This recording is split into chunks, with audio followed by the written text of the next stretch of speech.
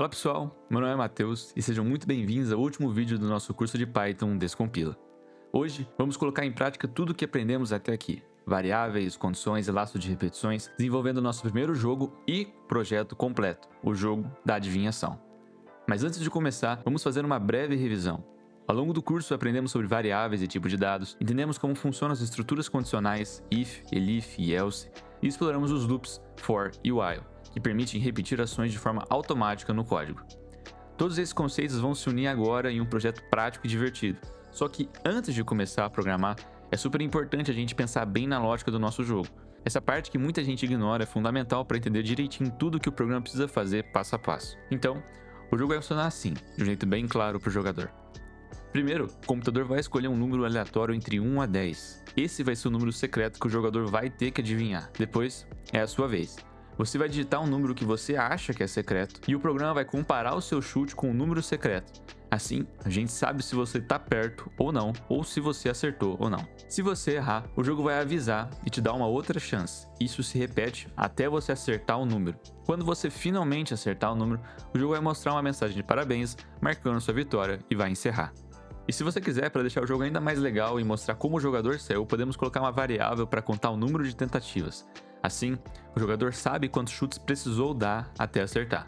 Se você quiser um desafio extra e deixar o jogo ainda mais divertido e complexo, uma ótima ideia é colocar um limite máximo de tentativas. Isso adicionaria uma camada estratégica, fazendo o jogador pensar mais nos chutes, o que torna a lógica do jogo ainda mais interessante e envolvente. Mas isso fica mais para o futuro. E é agora que a verdadeira aventura começa, a hora de mergulhar na programação. Nosso primeiro passo crucial é fazer com que o computador gere um número aleatório.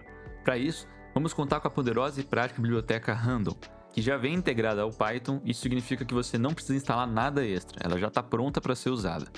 Para começar a utilizar o recurso da biblioteca Random, a primeira linha do seu código deve ser a instrução de importação. Ela fica mais ou menos assim: import Random.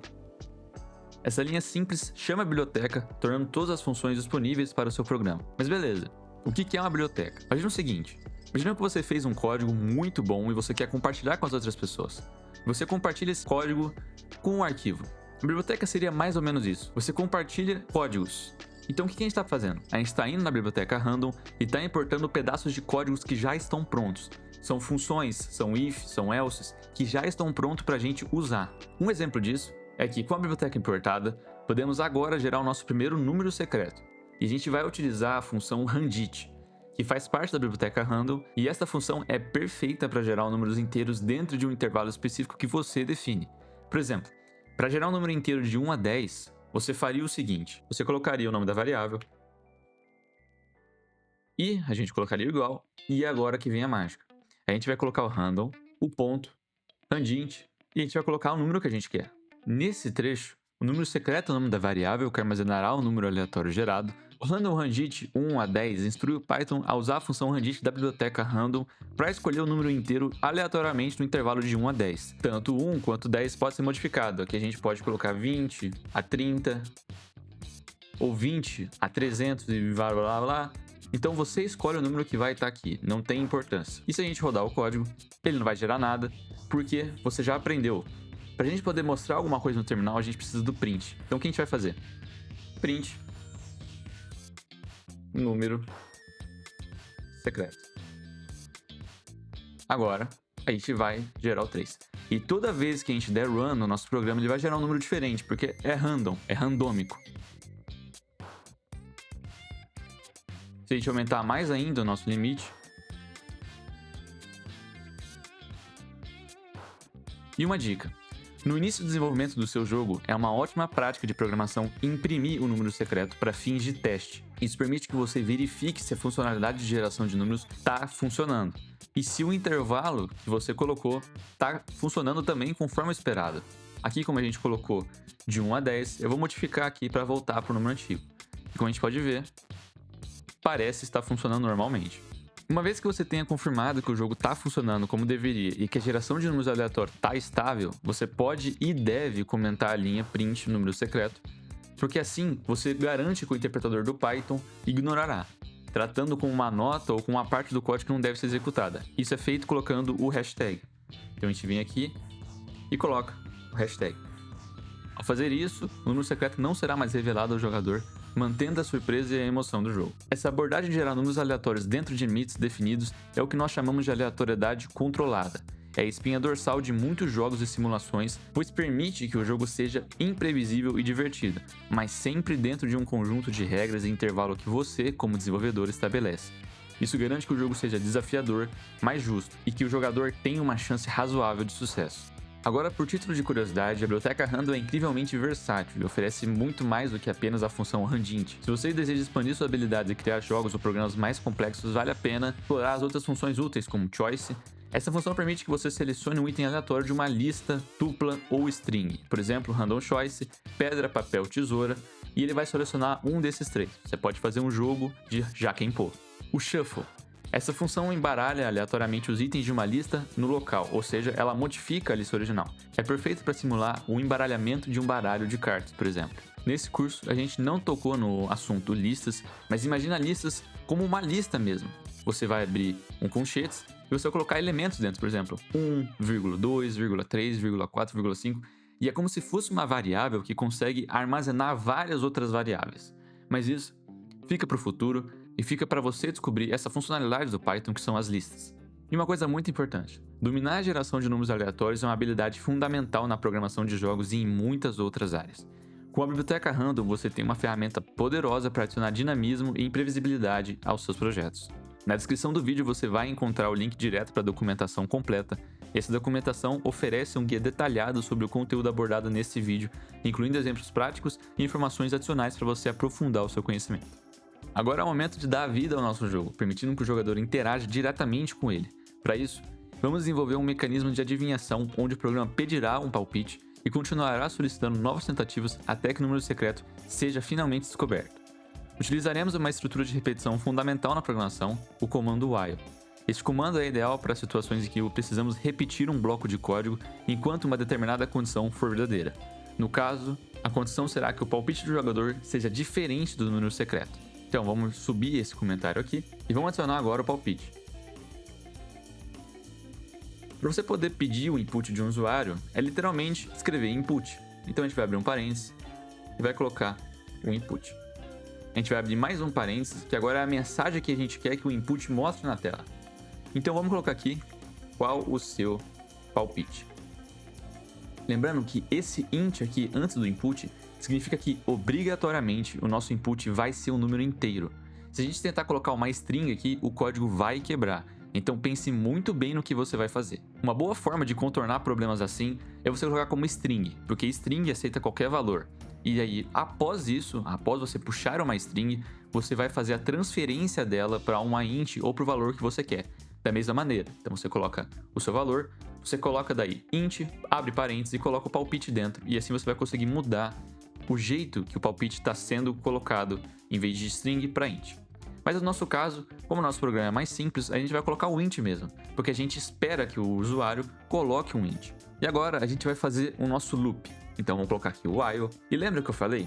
A gente precisa que o palpite seja diferente do número secreto, porque se for igual ao número secreto, o nosso programa deve acabar. Então como que a gente escreve essa condição? A gente vai colocar aqui palpite. O símbolo de diferente é o exclamação. E o símbolo de igual é o igual. Então, exclamação igual, número secreto. Então, esse while está dizendo, se o palpite for diferente do número secreto, ele vai executar. E aqui, a gente precisa que se ele for número diferente do número secreto, ele peça mais um palpite. Então, o que a gente vai fazer? A gente vai pegar essa linha aqui, vai colar aqui dentro e só vai trocar por tente novamente. Logo após fora o while, a gente vai escrever print, abre aspas, parabéns por acertar. Eu vou descomentar essa linha aqui do print para a gente poder ver o número secreto que o programa escolheu, para a gente poder ver se o nosso programa está funcionando corretamente. Então, se a gente rodar o run, a gente vai ver que o nosso número secreto é 5. Então vamos chutar agora que o nosso número secreto é 4. Ele vai pedir para a gente tentar novamente. Vamos colocar 6, vamos colocar 3, vamos colocar o 5. Parabéns por acertar. Por que o print não foi executado junto com o while? Você deve imaginar o porquê isso não aconteceu, mas eu vou repetir mesmo assim para relembrar você. Lembrando que o Python é uma linguagem que utiliza o tabeamento para poder dividir as linhas de código. Quando a gente coloca esse espaço aqui, a gente está dizendo para o Python que essa linha de código faz parte do while. Então quer dizer que essa linha de código vai ser executada cada vez que o while for executado. Só que para o while ser executado, o palpite precisa ser diferente do número secreto. Então, o que significa é, quando a gente acerta o número, ele não roda o while, porque essa condição aqui não foi atendida. Então ele já pula direto pro print, parabéns por ter acertado. E é isso que está acontecendo. Enquanto a gente não acerta o número, ele roda o tente novamente. A hora que a gente acertou, ele vai rodar o print, parabéns por acertar. Mas vamos dar uma embelezada nesse código. Tá vendo que quando a gente coloca o nosso número aqui, ele fica grudadinho da palavra que a gente quer? Vamos colocar um 2 pontos, vamos colocar um espaço. Vamos colocar um 2 pontos e um espaço. E agora fica bem melhor. A gente pode colocar 10 aqui. E pronto, parabéns por acertar. E agora eu vou explicar linha a linha o que está acontecendo. O import random a gente já sabe como é que funciona e o número secreto também. Nesse trecho de código, a primeira linha solicita o palpite inicial e o jogador o armazena na variável palpite. É crucial observar que a função input sempre retorna um valor do tipo string e por isso utilizamos int para converter essa entrada em um número inteiro, permitindo comparações matemáticas. Então foi aquilo que eu disse. O input ele sempre puxa um valor string porque é um valor que aceita tudo. Só que o nosso programa precisa de um valor int para fazer a comparação. Então o que a gente faz quando a gente coloca um int, abre parênteses e coloca o input aqui dentro, a gente está dizendo para o Python o seguinte: Python, esse número que vai vir no input, ele precisa ser um int, então faça a transformação dele de string para int.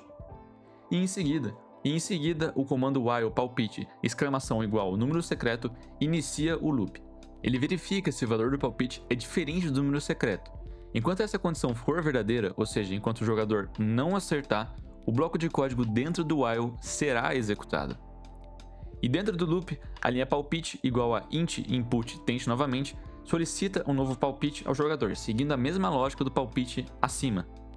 Assim que o novo valor é inserido, o loop retorna ao início e verifica novamente a condição.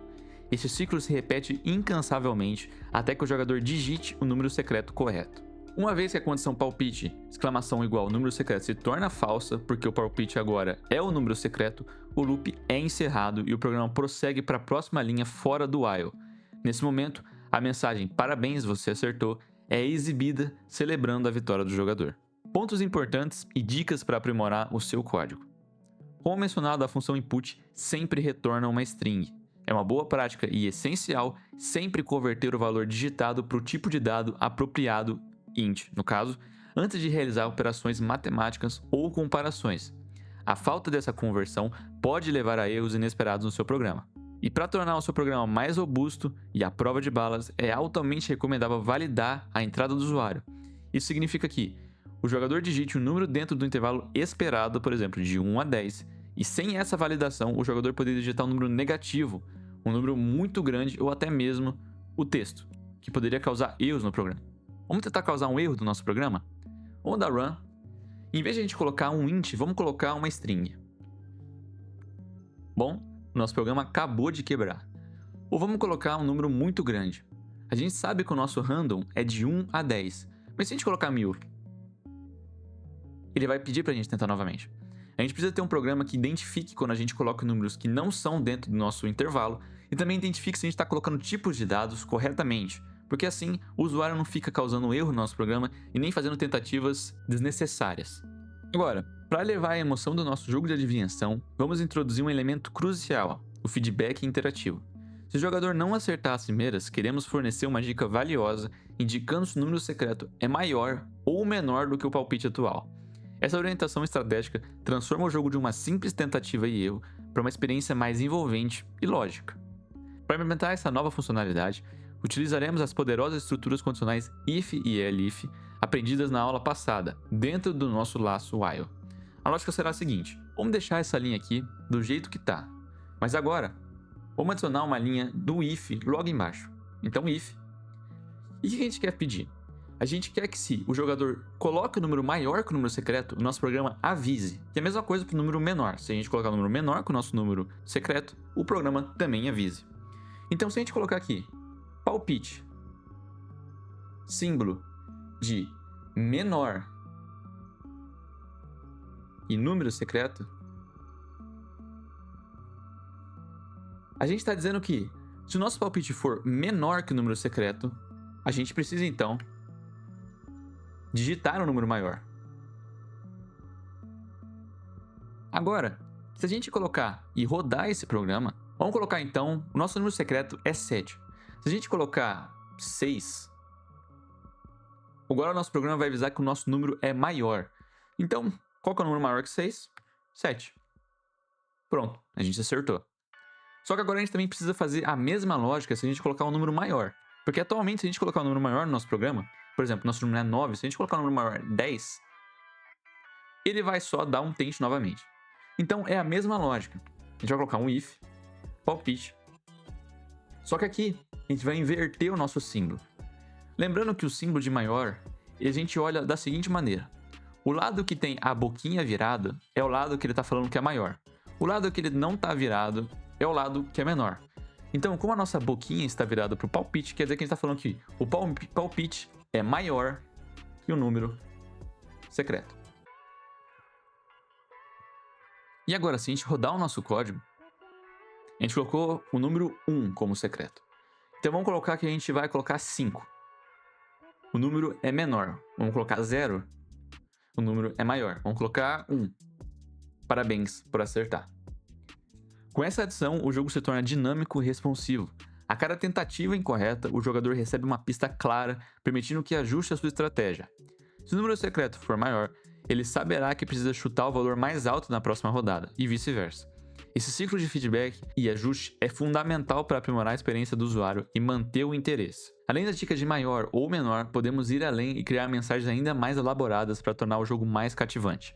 Que tal uma mensagem especial como quase lá? Se a diferença entre o palpite e o número secreto for mínima, essa pequena, mas significativa melhoria não só aumentaria a diversão, mas também serve como um excelente exemplo prático do uso versátil das estruturas condicionais if, elif e else. Em cenários reais da programação, ao fornecer esse tipo de feedback detalhado, não apenas estamos aprimorando a jogabilidade, mas também reforçando o conceito de lógica de programação de forma intuitiva e divertida. Mas essa funcionalidade é com vocês. E agora, estamos na reta final do nosso projeto. Vamos aprimorar o jogo da adivinhação que estamos construindo, adicionando um recurso fundamental para a melhoria de experiência do jogador, e fornecer feedback sobre o seu desempenho, um contador de tentativas. Isso permitirá que o jogador saiba exatamente quantas vezes ele precisou tentar até acertar o número secreto, transformando o jogo em um desafio ainda mais envolvente. Para implementar essa funcionalidade, o processo é bastante direto. Começamos criando uma nova variável que será responsável por armazenar a contagem das tentativas, e essa variável, que chamaremos de tentativas, será inicializada com o valor 0 antes do jogador fazer seu primeiro palpite. E a lógica é simples. A cada rodada do jogo, ou seja, a cada vez que o jogador insere um palpite, incrementamos o valor dessa variável em 1.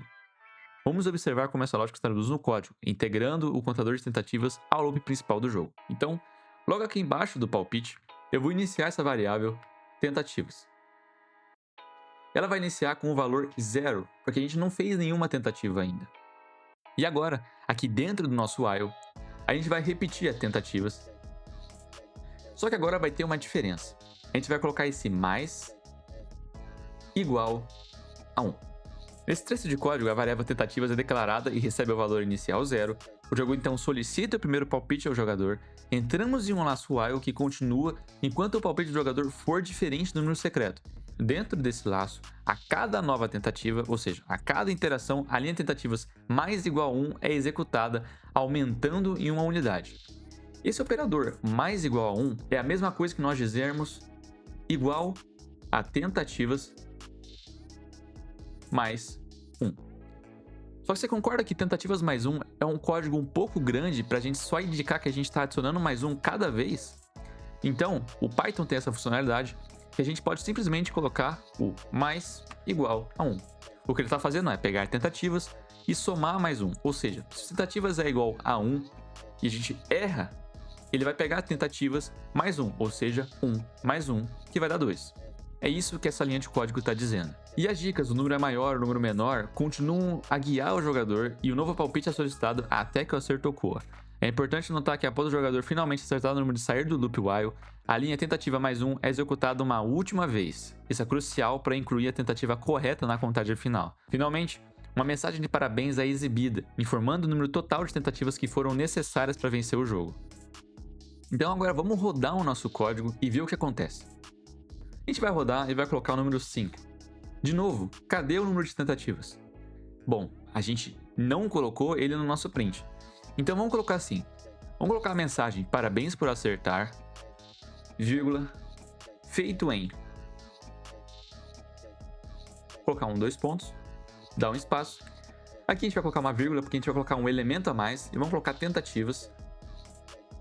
Vamos colocar vírgula de novo, abre aspas, tentativas. Agora quando a gente rodar o nosso código, nosso número é 1, vamos colocar 2, vamos colocar 0 e vamos colocar 1. Tá percebendo que agora a nossa tentativa deu 2, mas a gente fez 3 tentativas? Isso foi o que eu acabei de dizer. Como o nosso loop while ele só roda quando a gente erra, quando a gente acerta ele não considera isso como um acerto. Então a gente vai pegar essa linha de código e vai colocar ela logo aqui. Agora sim, o nosso código vai contar corretamente o número de tentativas. Então vamos rodar de novo.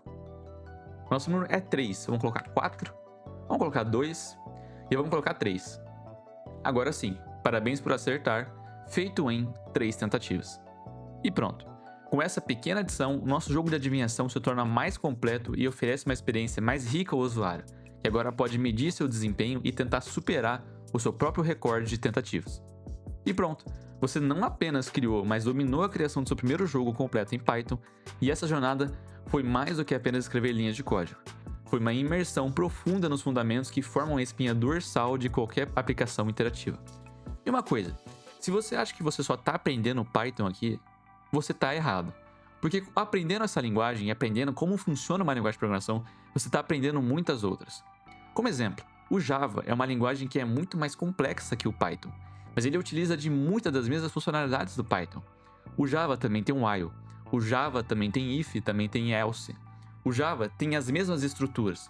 Então, por mais que você esteja aprendendo Python nesse curso, você vai conseguir aplicar muitas das ideias em Java. Você só precisa aprender a sintaxe, ou seja, o jeito que você vai escrever o código, para poder escrever em Java. Isso, hoje, aplicamos e solidificamos conceitos cruciais. Então, o nosso programa ele ganha a capacidade de interagir com o usuário, tornando-se dinâmico e responsivo. As caixas de armazenamento digitais que guardam informações essenciais permitem que o nosso jogo se adapte e evolua. O cérebro do nosso programa torna decisões lógicas e direcionadas com o fluxo do jogo, e o motor que impulsiona ações repetitivas essenciais para manter o jogo em andamento, e o motor impulsiona ações repetitivas essenciais para manter o jogo em andamento até que uma condição seja satisfeita e uma sequência seja completada. Tudo isso foi costurado em um único projeto prático, mostrando como esses pilares da programação se unem para criar algo funcional e divertido. Mas a aventura não precisa parar por aqui. A programação é um campo vasto em constante evolução e a melhor forma de dominar é praticando e se desafiando. E aqui estão alguns desafios extras que levarão ao próximo nível, consolidando seu aprendizado e estimulando seu pensamento como um verdadeiro desenvolvedor.